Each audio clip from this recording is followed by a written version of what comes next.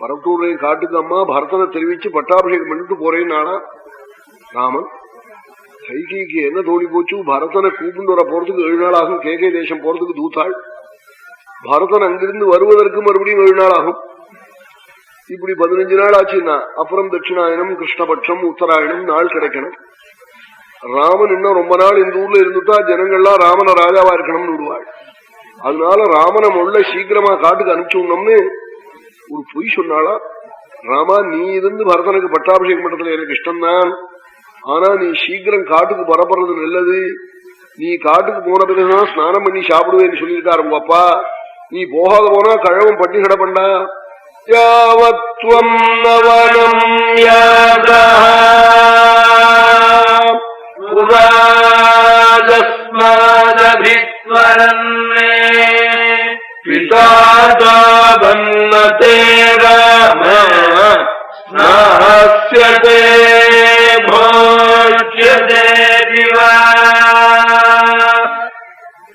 சொன்னாளா, நீ காட்டுக்கு போன பிறகுதான் ஸ்நானம் போஜனம் பண்ண போறாள் அப்பான்னு.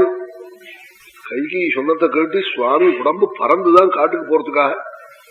அது எதை போலேனார் வால்மீகி, ஜாதி குதிரைய சவுக்கால தட்டின எப்படி பறக்குமோ அது மாதிரி கஷயேவாதோவாஜி வனம் கந்தும் கிருதத்வரா. நம்மால அப்பா பட்னி இருக்கலாமா, ஸ்நானம் பண்ணாம இருக்கலாமா, இதுவரை தொந்தரவு வரையா அப்பாவுக்கு என்று காட்டுக்கு போவதற்காக சுவாமி உடம்பு பறந்துதான். அந்த சமயத்துலதான் ராஜா கத்தினாளா, அடி பாவி, நான் என் குழந்தை காட்டுக்கு போனாதான் ஸ்நானம் பண்ணுவேன் சாப்பிடுவேன்னு சொன்னேனா, நான் சொல்லாதத பொய் சொல்லி இப்படி சொல்லிவிடியே என்று அலறினாளா. திக்கஷ்டமிதி நிஸ்வஸ்ய ராஜா சோக பரிப்ளுதா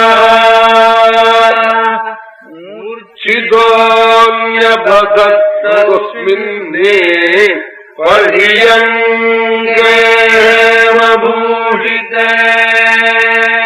மூர்ச்சையா கட்டுல விழுந்துட்டாளா ராஜா. இப்படி பொய் சொல்லிவிட்டேடி பாபின்னு கேட்ட பிறகுதான் சுவாமி மனசுக்கு சமாதானமாச்சா. அப்பா கூட அப்படி சொல்லிருப்பாளோன்னு முதல்ல நினைச்சாளாம் ராமனும்.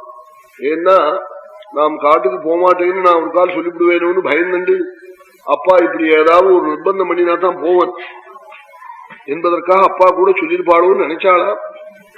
அந்த கவலை கூட நீங்கி போச்சான். அப்பா சொல்லல இவ பண்ணின வசமும்னு தெரிஞ்சுதான்.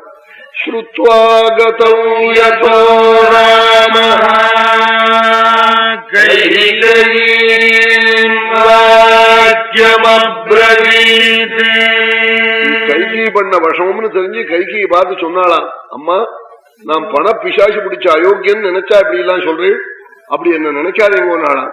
நாமர்த்தபரோ தேவி லோகமாவஸ்துமுத்ஸரே வித்திவாமிஷிபிஸ்துல்யம் கேவலம் தர்மமாஸ்திதம். நாமர்த்தபரோ தேவி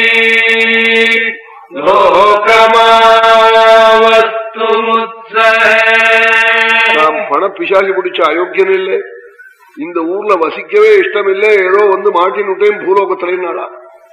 பூமியில வந்து வசிக்கவே இஷ்டம் இல்லை, ஆனா ஏன் வந்தேன்னு கேட்பேன். மகர்ஷி எல்லாம் எப்படி கேவல தர்மத்தை மோட்ச தர்மத்தை நடத்துவதற்காக பூமியில வந்து கர்மபூமி நீங்க வந்து காத்துருக்காளோ அது மாதிரி வித்திமா ரிஷிபிஸ்துல்யம் கேவலம் தர்மமாஸ்திதம் நிஷ்காமமான தர்மத்தை செய்யும் மகர்ஷிகளை போல என்ன பண பிசாசு பிடிச்ச அயோக்கியம் நினைக்காதே பரட்டூரு. என்னோட கூட 25 வருஷம் சேர்ந்திருந்த நீங்கள் சொல்ப குணம் என் இடத்துல இருப்பதாக நினைச்சிருந்தால் அப்பாவை ராத்திரி போய் இப்படி தொந்தரவு பண்ணிருப்பேளா?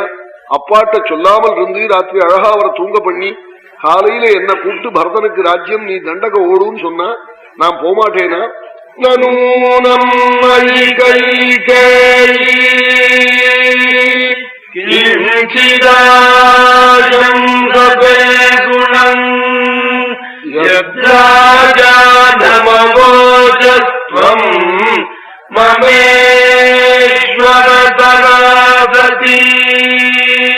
ராஜாவை என்னத்துக்கு ராத்திரி இப்படி சொல்லி அவரை அழவிட்டு அப்பாட்ட சொல்லாமல் இருந்து காலையில என்னிடத்துல சொன்னா ஒரு ராத்திரியாவது அப்பா தூங்கி இருப்பாளே, நான் தண்டக நீங்க சொல்லி போமாட்டேனா என்று சுவாமி கண்ணுங்க நீருமா சொன்னாலாம்.